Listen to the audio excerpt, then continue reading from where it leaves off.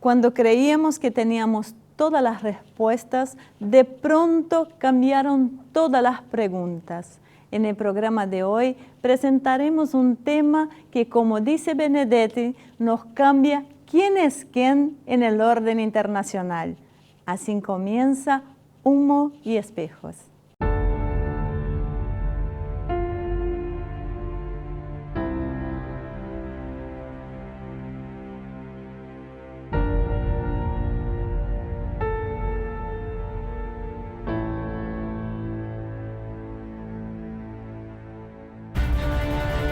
El farmacéutico es uno de los lobbies más influyentes del mundo. 应对挑战，利益行力破解。 Конечно, должны работать кооперативно, должны... Avecina una gran guerra entre la realidad virtual y la realidad aumentada.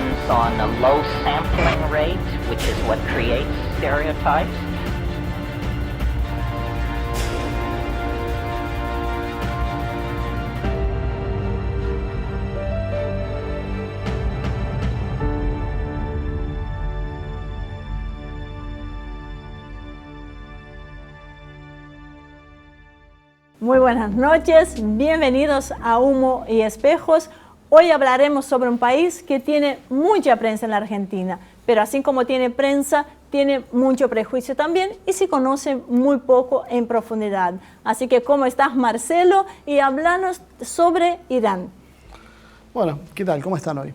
Sí, como bien decías, Irán ha sido, creo que el centro de los medios de comunicación durante 2, 3 décadas, podríamos decir, sin temor a equivocarnos.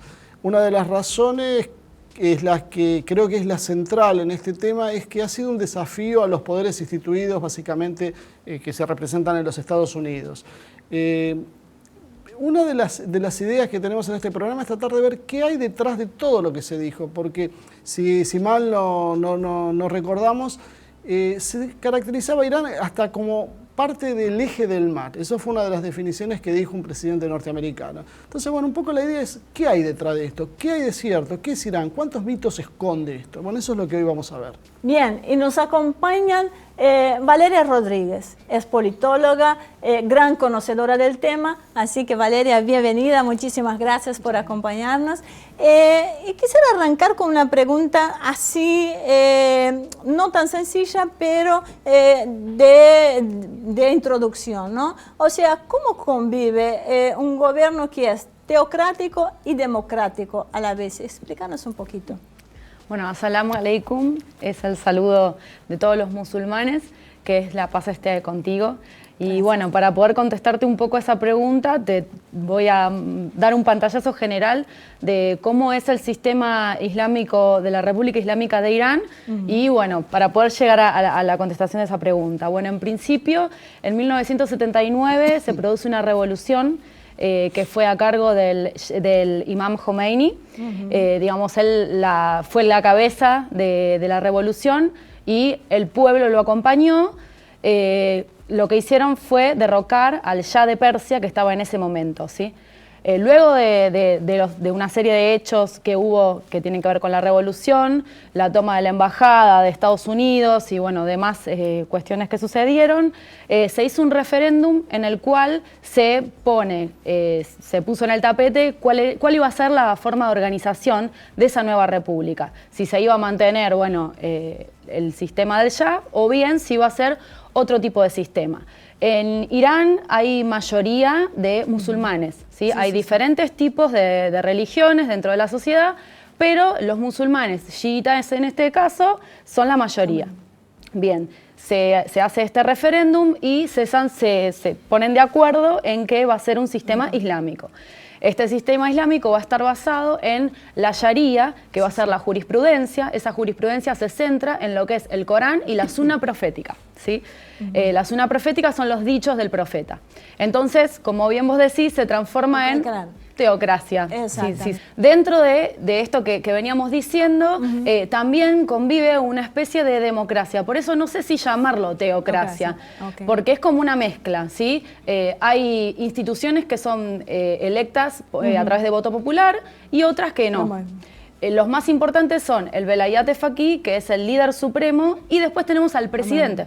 Y ese presidente es electo a través de voto popular. Hay ¿sí? mucho para hablar, sin duda. Sí. Y nuestro otro invitado es el economista Ernesto Matos, que muchos ya lo conocen indudablemente. Ernesto, ¿cómo estás? Un gusto tenerte acá. Ernesto, hablando de sistema y hablando de la teocracia, de las religiones, y siempre se ha hablado de un anticristo, ¿no? Y mi opinión personal, yo creo que el anticristo no es una persona como viene, sino que es un sistema. Y yo a veces me da la sensación que el sistema capitalista pareciera ser el anticristo. ¿Qué opinión tenés entre nuestro sistema capitalista occidental y otros, como el del Irán, por ejemplo? Bueno, sí, a ver, todo sistema tiene un conjunto de valores, uno podría también compararlo con la civilización de China, ¿no? O sea, ahí hay una rectitud en lo que tiene que ver con el confucianismo. Irán también es una historia muy rica en el tema de lo que es la cultura persa, la civilización persa.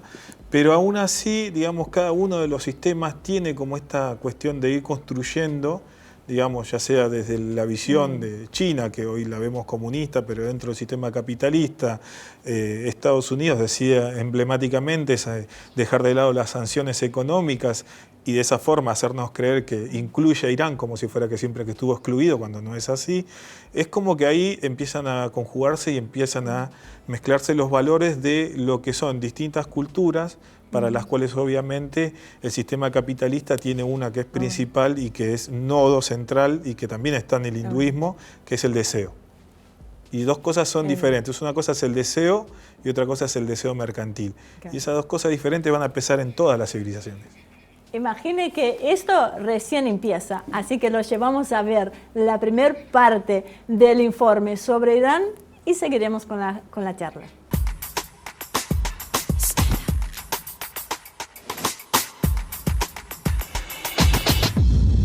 Irán, oficialmente República Islámica de Irán, país de Asia Central. Su capital es Teherán y su población se estima en aproximadamente 80 millones de habitantes. El idioma oficial es el persa y su moneda el rial. La cultura persa es una de las culturas más antiguas de la tierra. Revolución iraní. La revolución iraní se inicia en enero de 1978 con unas manifestaciones contra el Shah, el rey de Irán. Luego de que huelgas y manifestaciones paralizaran el país y su economía, el Shah huyó del país en enero de 1979. Esto significaría el fin de la dinastía Pahlavi, que reinaba en Irán desde hacía 53 años. Irán se convierte oficialmente en una república islámica el 1 de abril de 1979. El ayatolá Khomeini, quien era un jefe religioso iraní, un político y además uno de los líderes de la revolución, se convierte en diciembre de 1979 en el guía supremo del país. El guía supremo es un puesto de duración indeterminado, tiene incluso más poderes que el propio presidente. La República Islámica de Irán es lo que se llama una teocracia. El término teocracia viene del griego teos, que significa Dios, y kratos, que significa poder. Teocracia significa entonces gobierno de Dios. En la teocracia, el titular de la soberanía es en efecto la divinidad. Según la Constitución de 1979, promulgada por el ayatolá Khomeini, todas las instituciones y actividades en Irán se fundan sobre los principios de la ley coránica et del Velayat Faqih, junta de expertos en la ley islámica. Este principio determina la predominancia del poder religioso sobre el poder político. Toma de rehenes en la Embajada de los Estados Unidos. Entre el 4 de noviembre de 1979 y el 20 de enero de 1981 se produce la ocupación y toma de rehenes de la Embajada de los Estados Unidos en Teherán. El gobierno del entonces presidente Jimmy Carter rompe las relaciones diplomáticas con Irán e impone duras sanciones económicas a la entonces joven República Islámica. Estas sanciones asfixiarían a la sociedad iraní durante 35 años. A principios de 1980, el entonces líder iraquí Saddam Hussein, apoyado por las potencias occidentales, decide aprovechar la compleja situación política y económica iraní para ampliar el acceso de Irak a la península arábica y adquirir territorios en disputa con Irán. El 22 de septiembre de 1980, el ejército iraquí invade una parte del territorio de Irán, dando comienzo a una guerra que durará 6 años. Los muertos del lado iraní se estiman entre 500.000 y 1 millón. En enero de 2002, George Bush designa a Irán junto con Irak y Corea del Norte como pertenecientes al eje del mal. En la elección presidencial de 2005, Irán da un vuelco en la dirección política cuando es electo presidente Mahmoud Ahmadinejad. Su presidencia será recordada por una política de confrontación con las potencias occidentales, sobre todo con los Estados Unidos e Israel, habiéndose encontrado numerosas veces al borde de la invasión militar por la administración Bush. También, durante la presidencia de Ahmadinejad, se estrecharon muchísimo las relaciones entre Irán y América Latina, sobre todo con Venezuela, conducida entonces por el hoy fallecido Hugo Chávez.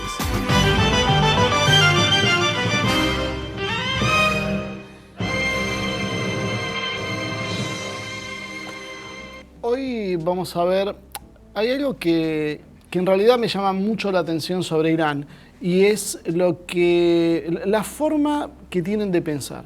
O sea, mi primera intención para hablar en este bloque era que charlemos un poco sobre una propuesta económica que son las finanzas islam, halal, hay distintas denominaciones, pero creo que para entender esto tenemos que tratar de entender un poquito más cómo piensan.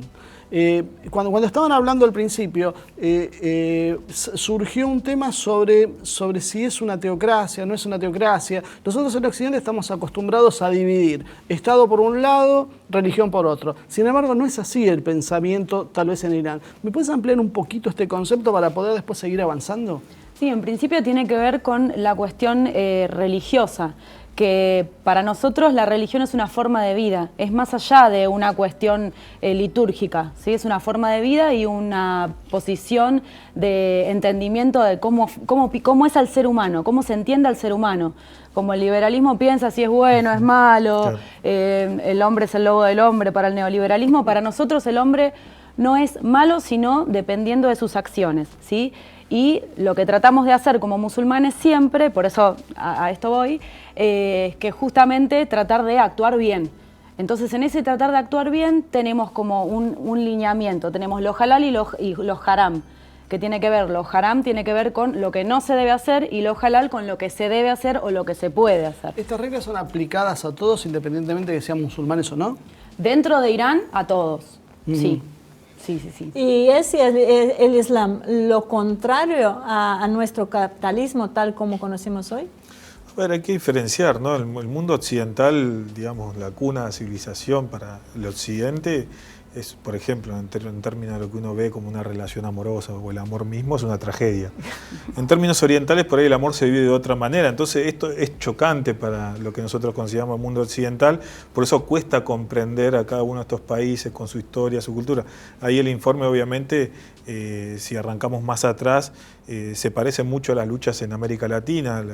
La revolución del 51, que tenía que ver con nacionalizar el petróleo, en el 51 estamos hablando como, en comparación acá estaba en Argentina el peronismo, en Brasil estaba Getúlio Vargas. Sí. Entonces hay como una lucha de liberación nacional que también nos pone en planos en comunes, pero que obviamente lo político es lo que traza todo.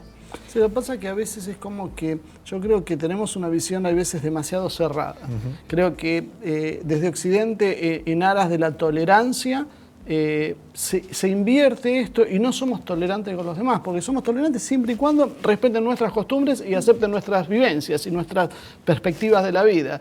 ¿Eso lo notan un poco así en Irán, vos que estuviste allá? Sí, tal vez en Occidente tenemos una mirada por ahí más material, más materialista, y en Irán tal vez no, hay como más, lo filosófico está por encima de lo material.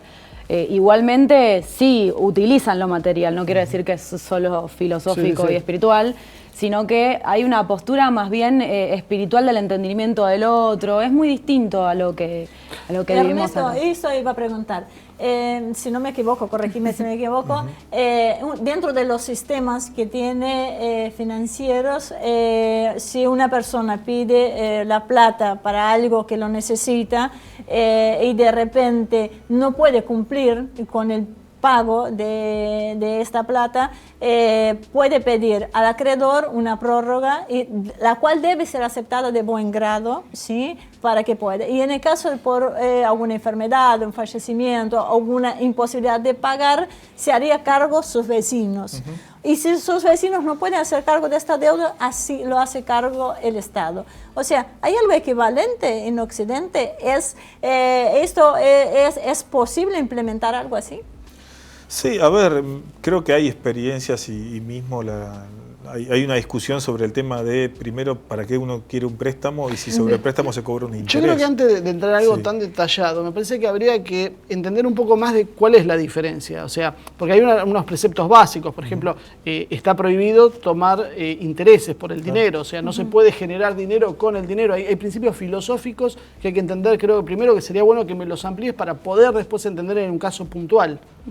Sí, pero igual, a ver, en el cristianismo la usura es pecado. Digo, Sí, por lo menos o sea, bueno, a ver, hasta el si siglo uno, XIX. Bueno, después si uno se puso muy remite, elástico el tema. después cada uno puede llevar a la práctica, digo, en esta mezcla. Sí, donde pero uno puede básicamente llevar era lo adelante. mismo. Era lo Claro, mismo. o sea, el Mercader de Venecia es un ejemplo de eso en la literatura, donde muestra, digamos, cómo la usura es un pecado. Después, si el sistema mismo va transformándose y poniendo Ahora como... sería un acreedor, el Mercader de Venecia, que habría que honrarlo. Sería el FMI en este caso, pero, Sí, pero me colgamos. parece que, bueno, en otros lugares está bien claro que el dinero no tiene valor como nosotros planteamos, digamos, el dólar ¿tiene un respaldo? No lo tiene, más que las armas y las bases militares. Sí. En el caso de las finanzas está claro también que carece de valor, que no tiene, digamos, ese poder que para nosotros es la acumulación.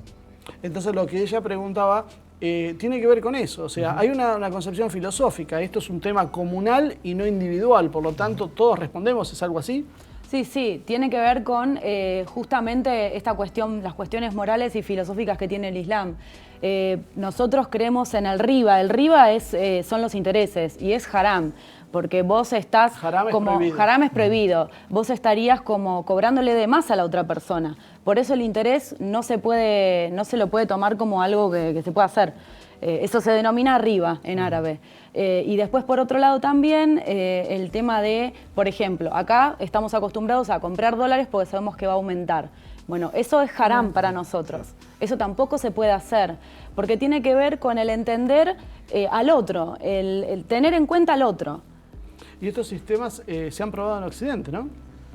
Sí, a ver, los microcréditos o formas en las cuales en las comunidades primitivas se logra esta comunión. Lo mismo hablábamos un poco el tema de los AILU, digamos. Sí, que lo hablábamos fuera de cámara. La propiedad, digamos, no es que uno se va de una comunidad y deja la propiedad y se vende, como nosotros, uno deja la casa y se vende, ¿no? Una inmobiliaria, ahí no, digamos, se reparte entre la misma comunidad y, digamos, se socializa de alguna forma. Claro, a nosotros nos parece natural la propiedad privada como algo que es desde siempre, y no siempre fue así, la propiedad era comunal. Es una discusión porque hasta Rousseau discutía el tema de si Dios dio la tierra al hombre, ¿por qué existe la propiedad privada si la tierra es de Dios?